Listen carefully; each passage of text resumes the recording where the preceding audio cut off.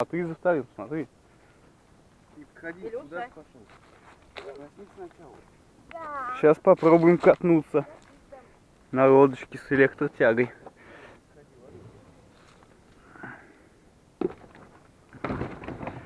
Сделано вот так. Крокодильчик один. Имеется задний ход. Нужно развернуть его вот так.